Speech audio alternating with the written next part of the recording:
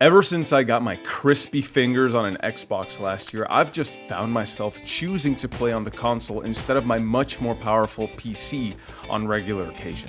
Like, no amount of RTX and FPS is able to just make me...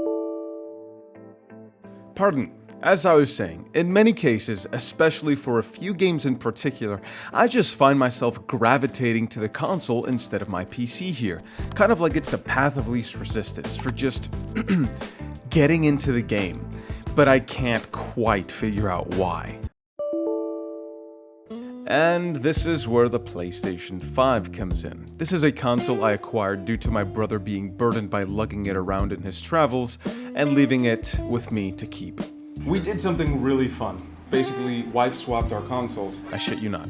But what's really funny about this is that after he gave me his PlayStation 5, he missed it, so he bought another one, and now I really do get to keep it this time.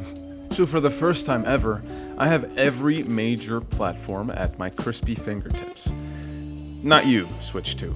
I'm sorry, I just don't care for Nintendo these days. So you remember a few weeks ago, the Battlefield 6 beta dropped and everybody wanted to play it, including myself. I ended up gravitating towards the PlayStation 5 because, one, I have been just begging for something interesting to play on this thing ever since I've owned it. More on that later. And two, because the PC version was demanding that I change my PC setting on the BIOS level in order to play it. I'm not gonna do that. I run multiple boot drives on my PC. I just can't enable secure boot without giving up functionality that I need. But let's take a step back.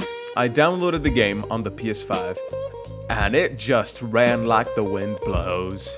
And it was awesome. It really took me back to playing Battlefield 3 on the PS3. But this ran so much better than that did. The PS3 days were something else. If people have problems with how games are running today, I'm not sure they would have survived the 7th generation.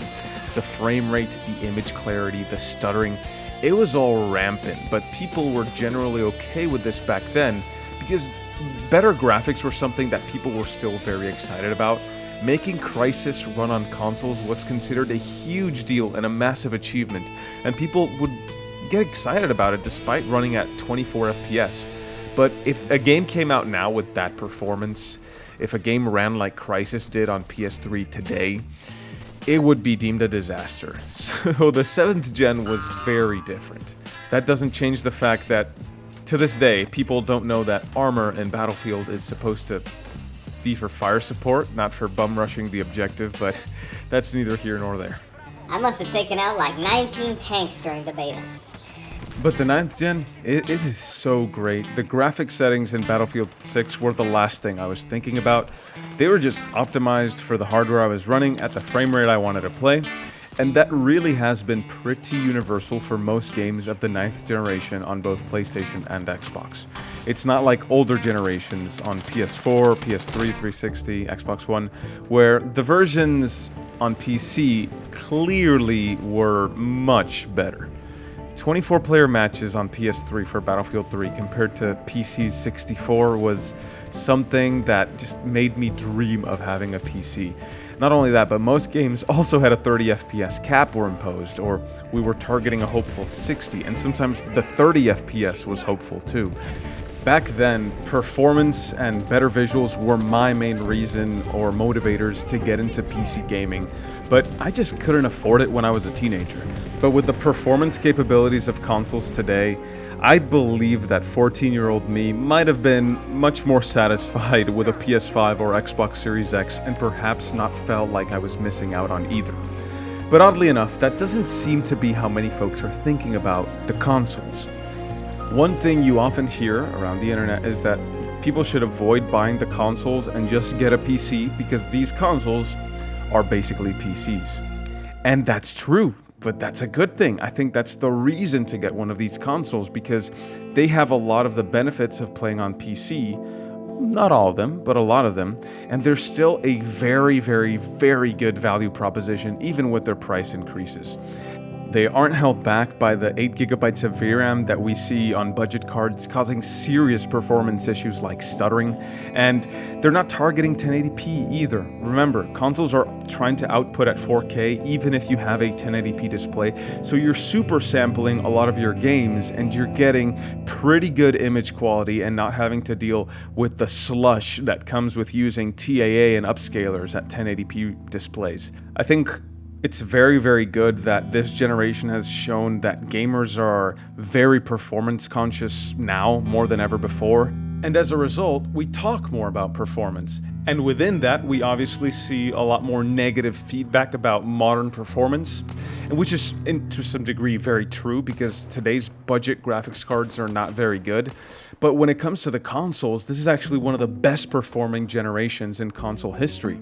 If you've had concerns about game optimization in the current generation of games, if Unreal Engine 5 is a problem for you, if developers announcing the recommended specs for their games or including upscalers in them gets a reaction from you, if you think ray tracing becoming a requirement for games is a problem, I think you'd be less concerned about all those things by playing on console because the consoles actually run these games pretty well. Console players typically don't have to worry about performance because traditionally, consoles have been the lowest common denominator or the bare minimum. And these days, they're wiping the floor with any PC near their price range. And add to that you just think about this stuff less. For example, I will never play a game at 30 FPS on my PC. To me, that's not something I'm willing to accept. I block myself off when I think 30 FPS on PC. But for some reason, because that's the quality preset in many games, I just don't mind it on console. I am just willing to accept that that's what there is, and I play through it, and it's fine. But on my PC, I always go back to the settings page to see if I can get more FPS, and I don't focus on the game in the same way. And just looking at hardware prices and relative performance, I think that consoles are still a far better buy than a budget PC. A bad GPU market means that the golden rule of the PC master race cannot be fulfilled without spending twice as much as what a console costs. Ah yes, the golden rules of building a gaming PC for the master race. This is the golden rule. Thy PC shall outspec the capabilities of the console peasants, lest thee become peasant in mere disguise. If you're coming from the privileged position of already having a pretty decent PC that runs games wonderfully, I won't deny that you'll be fine with that PC alone. But I still think that a console can complement your gaming experience. This video isn't about how consoles are better than PC, especially if it's a PC built how you want it, because they're just not. This video is about how, despite my PC being much better than the consoles, they still manage to draw me in pretty regularly because they've been able to draw from some of the best perks that I get on PC while maintaining their simplicity. Things like FOV sliders are very important to me, graphics settings, keyboard and mouse support, modding, local gameplay video capture. These are no longer exclusive to PC. And man, or should I say mouse, the Xbox has so many games with keyboard and mouse support. Oh boy! And you can basically just set aside the argument of whether you prefer keyboard and mouse or controller. I think the Xbox at least invalidates that argument because you can get away with playing on mouse and keyboard just fine, barring older games. But that goes inversely for the PC. You can't really play older games reliably on a controller with PC, so it's really pick your poison. Getting into Xbox and why I like it so much, I did make an entire video on that, but it all waters down to a simple explanation. It becomes the path of lesser resistance whenever I want a game. This console just is good to go all the time, and all the games are in one place without having to deal with multiple launchers, signing into them to verify DRM, games not booting correctly or giving me startup errors. Not having to, troubleshoot games is nice, dude.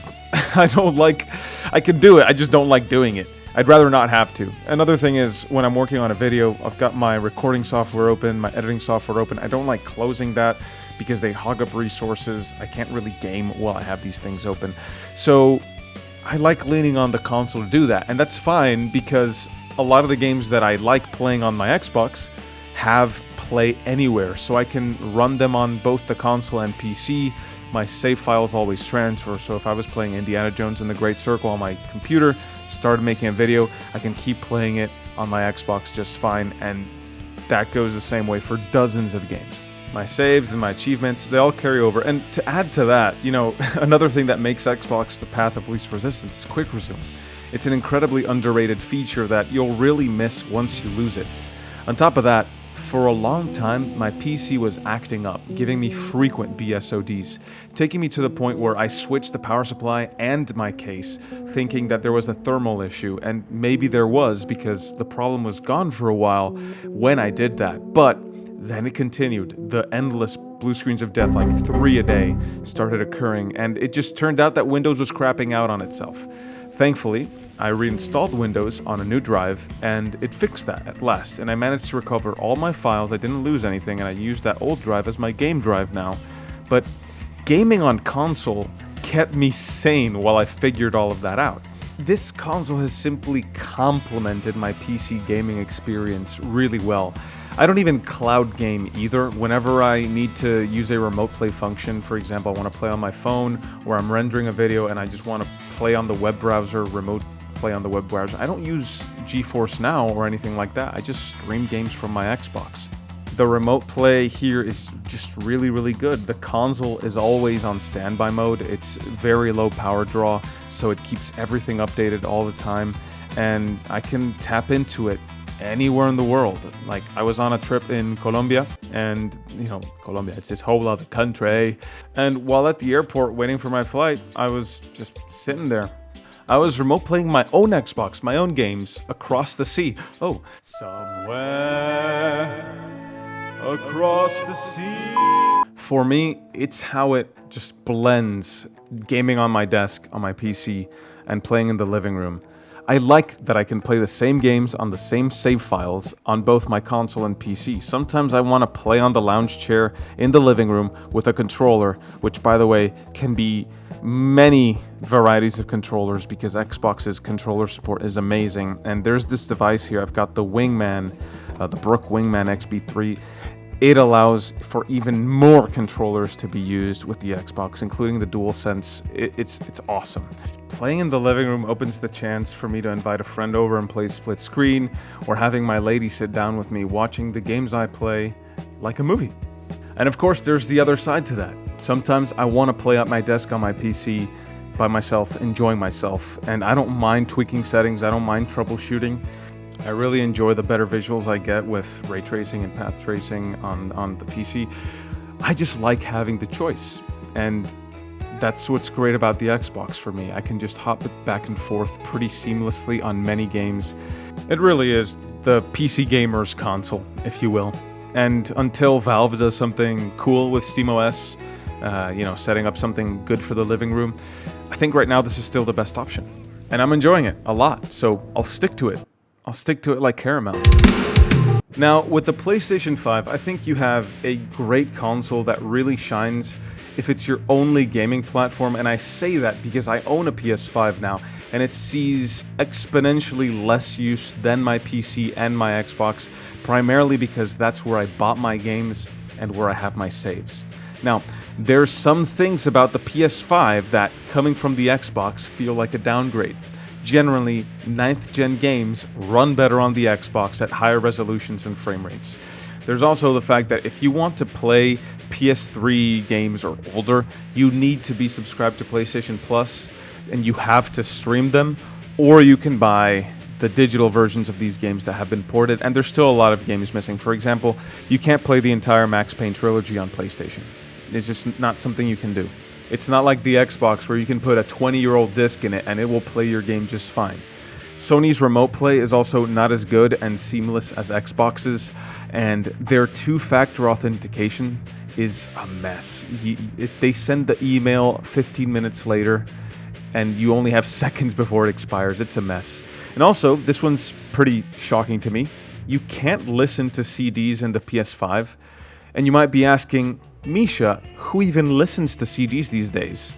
I do. I love putting in a CD and playing a game while listening to my favorite music, especially now where you don't need the disc bay to play most games, because you have them digitally. And lastly, but probably not leastly, the PlayStation Store experience is not as streamlined as Xbox's. Xbox's store lets you see a glimpse of gameplay up on the top right corner where the trailer plays, and the game's rating without having to visit the product page. On PlayStation, you have to open the game page to see these things. You know, I was just recording this casually to show you what it's like, but it's actually showing me some games I'm actually interested in. Just look at this. This looks awesome. I really want to play this now. And it would be really handy in the PlayStation Store because that store particularly has so much stuff in there that would fit under the definition of what the kids these days call slop.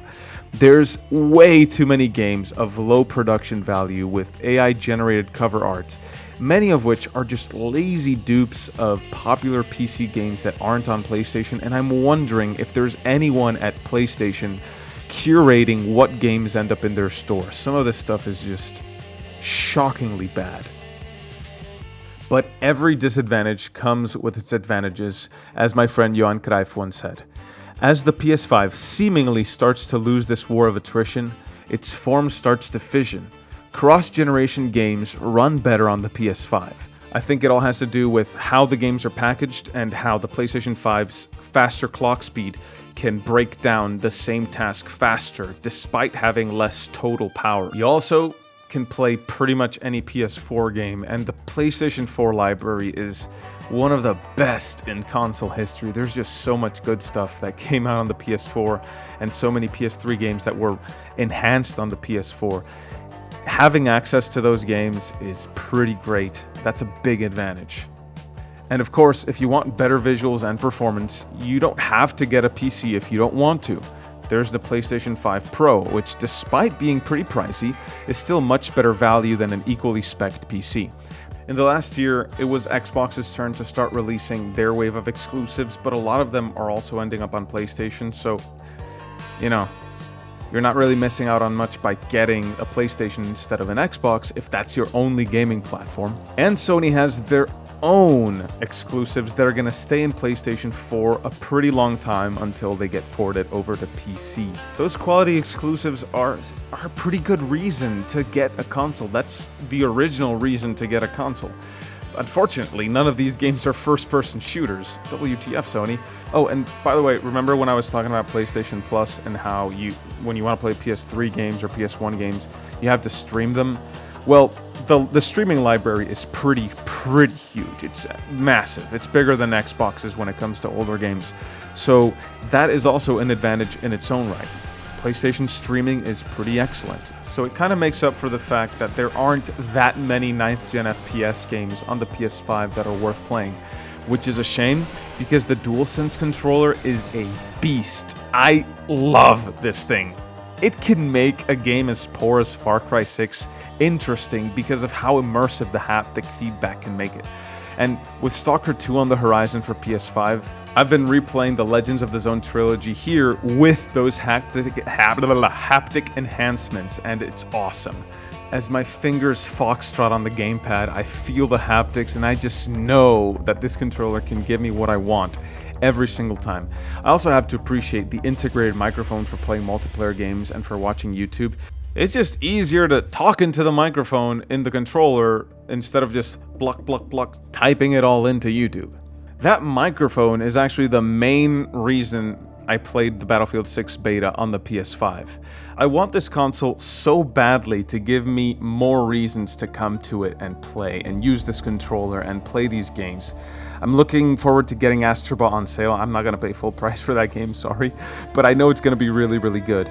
And I'm also anxiously waiting for Stalker 2 PS5, and of course Sony's own 9th gen single-player first-person shooter. That's gonna come, right? Sony's making a first-person shooter and they just haven't revealed it. I'm sure, like, some Sony studio is making an FPS. They have to be, right? Right. This is a perfectly normal thing to suspect, to think is gonna happen. It's been 15 years since Shadowfall came out. They have to be making an FPS. It's only a matter of time. I've been a gamer my whole life, and this is the first time I've had every major current platform at the same time, and it's such a privilege to be able to experience games this way. And I can safely say that these consoles rock. If you just want to play today's games and that's it, you don't need a machine like a PC that can complicate that more than you'd like. Either the Xbox or the PlayStation is a no-brainer for doing just that, and it's a great complemental machine to an already solid gaming PC. I think people saying that this is the worst generation is so unfair. These consoles are great. I'm very pleased with my experience with both of them. And especially for people who want to play the popular games by the big publishers, one of the key advantages to playing on the console is that those games from those publishers just have an awful PC experience. The console experience is just more pleasant because these companies seem to hate the open-endedness of PC gaming. Take Rockstar, who will have us wait at least a year for their GTA 6 PC port. And for the games that they have brought over for our PCs, they want you to install their launcher as DRM, and they want you to sign in every time you want to play a game and type in your password because they forget it, even though you click the remember me, and then click objects to prove that you're not a bot every single time you play a game.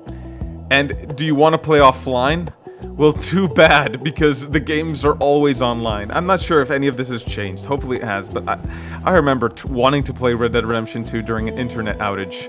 Nope, no chance, not at all. So, you think you're gonna play your games on a laptop while on an airplane while traveling? Fat chance, you wish. Another one is EA, who constantly swaffle you with secure boot is not enabled on this machine, which is the main reason I played the Battlefield 6 beta on PS5, actually. It wasn't the microphone on the controller, but that was a really nice touch. And most disgusting of all, even worse than EA, Activision, who interrupted my single-player game session during a brief internet outage because I lost connection to their servers while playing. They interrupted my single-player campaign because I lost the internet connection I was running it on. I was so shocked I wasn't even capable of getting mad. And on console, again, the games just work. Whether you're online, whether you're offline, the games just, the campaign works. No need to administer 5 different storefront launchers and deal with bloatware the publishers want to install on your PCs. Sure, you're missing out on a few advantages of PC gaming, but you're earning that back in simplicity. I've figured out that often if someone just wants to play games, the right machine for them is probably a console, and there's nothing wrong with that, my friends. People who want to play on PC generally already know that they want to play on PC, and that's fine too. I did talk more about this in depth with my brother in a video that I made exclusive to members. There will be more content like that where we're just sitting down and chatting. And if you feel like supporting the channel and you think you'd enjoy that, please consider joining the fine folks at the CIA. It's a good group of guys here, and they're awesome. They are the lifeblood of this channel. And if you like Discord, Raiden made us a Discord, which is cool if you like Discord.